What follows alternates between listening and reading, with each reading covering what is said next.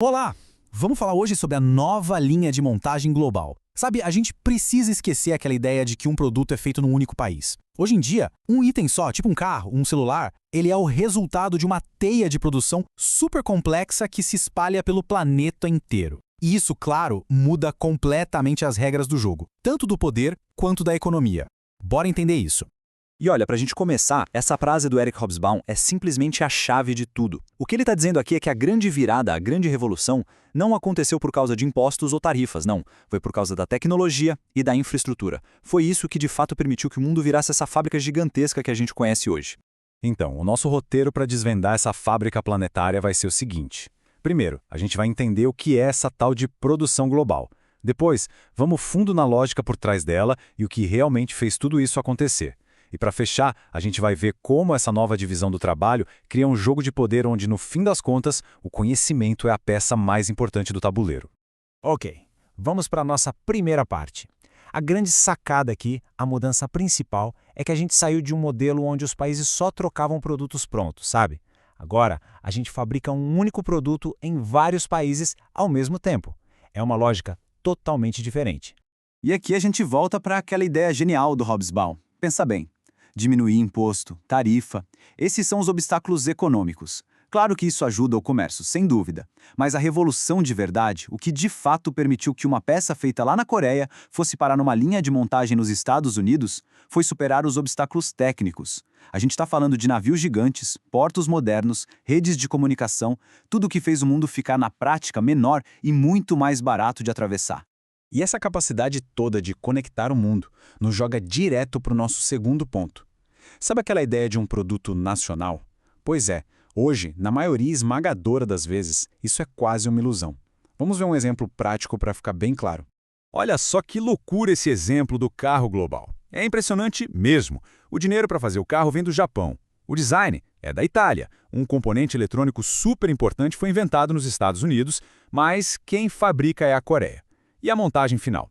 Acontece nos Estados Unidos, no México e na França. É uma teia global de verdade para fazer uma única coisa. Então, o ponto central aqui é o que um autor chamado Robert Reich batizou de uniforme nacional.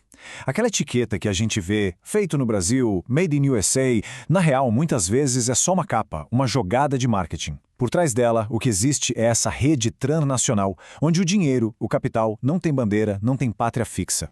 E o sociólogo Manuel Castells, ele resumiu essa nova lógica toda em 3 pontos-chave. O primeiro é que ela é informacional. O que isso quer dizer? Que o valor não está mais na matéria-prima bruta, mas sim no conhecimento, na inteligência aplicada nela. O exemplo do smartphone é perfeito. O silício do chip custa centavos, mas o design, o software, isso sim vale uma fortuna. O segundo ponto é que ela é global. O jogo agora acontece no planeta inteiro e em tempo real. E o terceiro? Ela funciona em rede. A produção é toda organizada nessa teia de conexões entre empresas diferentes, cada uma fazendo uma parte.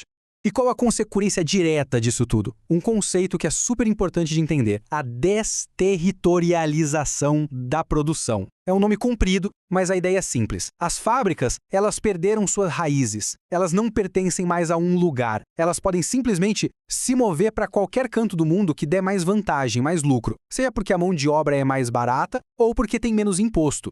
Tá, mas e o que acontece com um lugar, uma cidade inteira que não consegue acompanhar essa nova lógica sem fronteiras?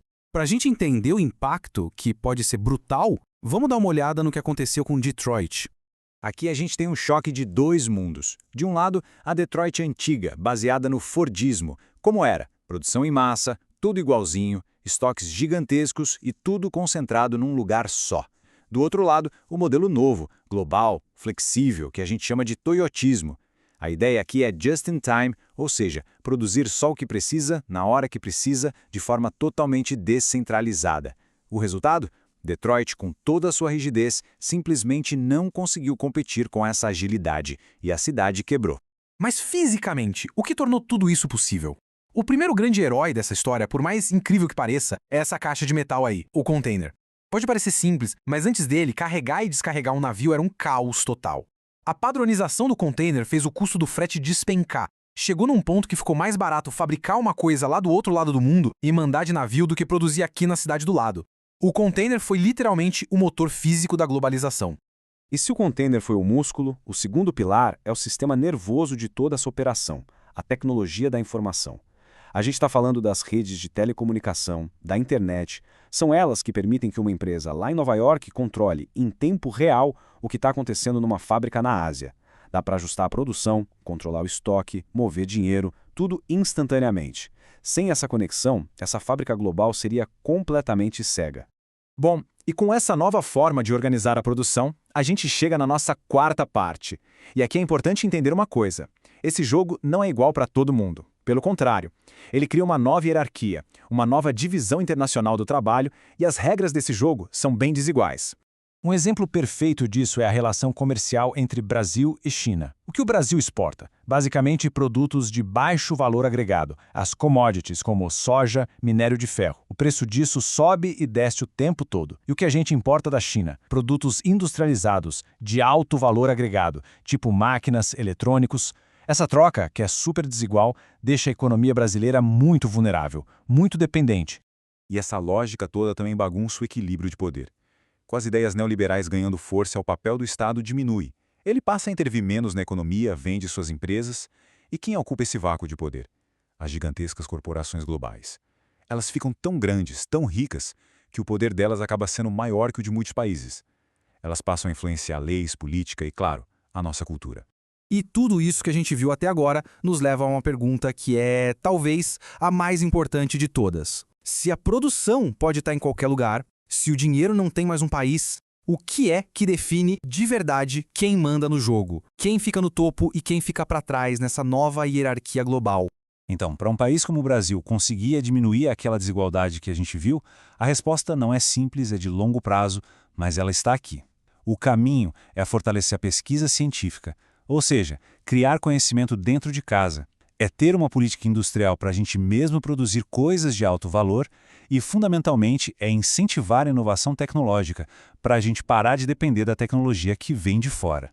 No fim das contas, o resumo da ópera é um só. A grande moeda do poder global hoje não é mais o petróleo, não é o ouro, é o conhecimento. Então, para fechar, fica a reflexão. Num mundo onde as fábricas não têm mais endereço fixo e o dinheiro não tem bandeira, o poder de verdade não está mais em ter recursos naturais. O poder real, o poder de definir as regras, pertence a quem domina a ciência, a quem cria e a quem controla a tecnologia. É isso, no final do dia, que define quem são os vencedores e os perdedores nessa nova linha de montagem global.